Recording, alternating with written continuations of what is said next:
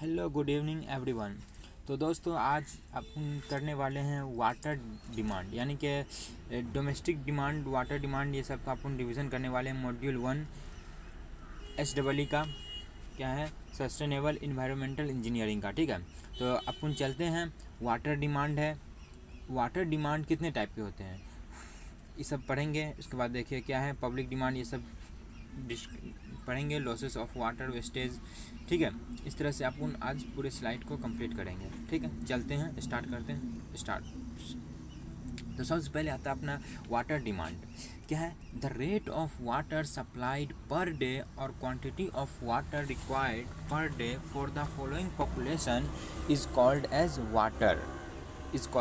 क्या है? Average consumption of quality of water per day per person is called as rate of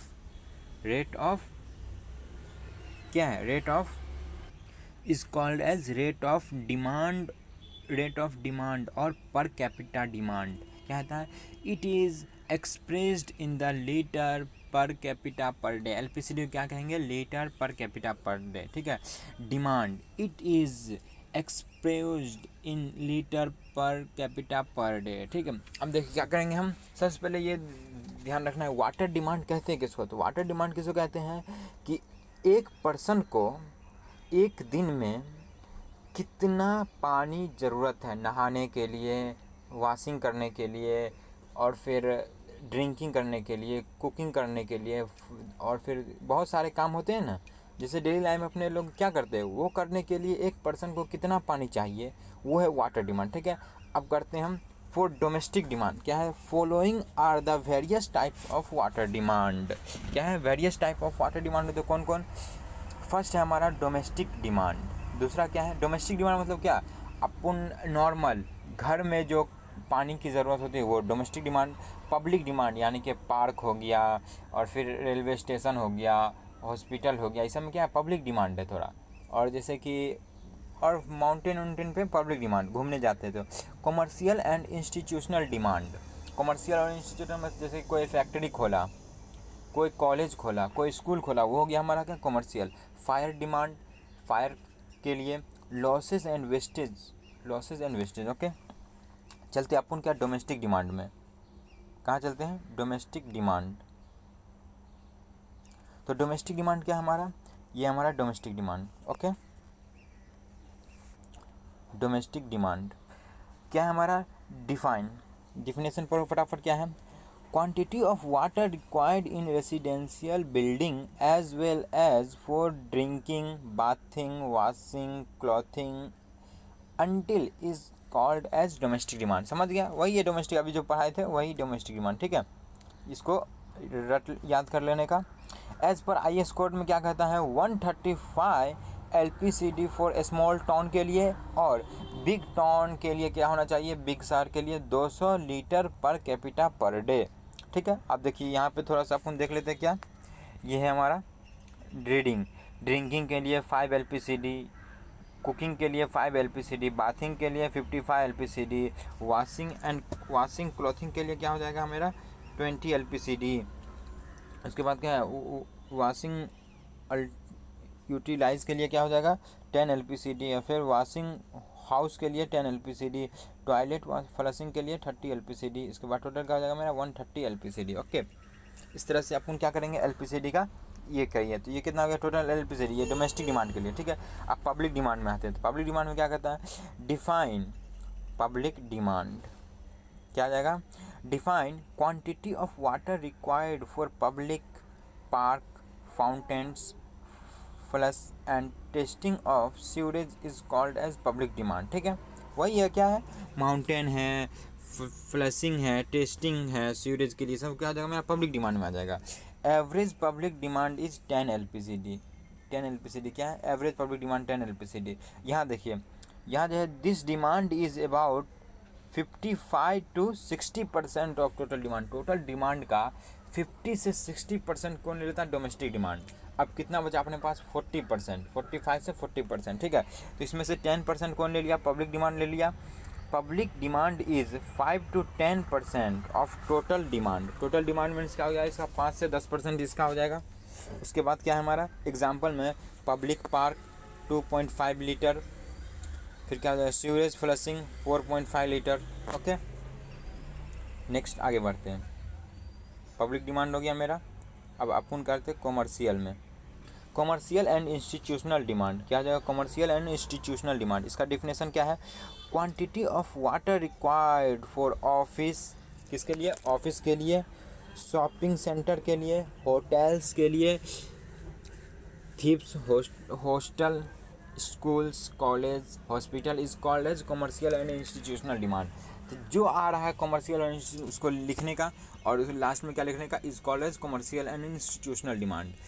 in residential town और cities it may be as low क्या जगह as 40 LPCD, but in industrial town and cities it may be high at 400 LPCD। क्या हो जाएगा, small के लिए 40 LPCD और large के लिए क्या हो जाएगा 400 LPCD। क्या हो जाएगा, this demand is about 10 to 20% of total demand. Total demand का कितना है ये, 10 से 20%।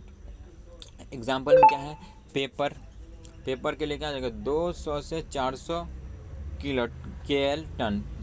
शुगर के लिए इतना, सबके लिए दिया हुआ, ठीक है। अब अपन चलते हैं fire demand. The quantity of water required for fire fighting purpose is called as fire demand. यानी कि आग बुझाने के लिए जो लगता है वाटर क्वांटिटी इमरजेंसी टाइप में, वो क्वांटिटी क्या कहते हैं हम, फायर डिमांड।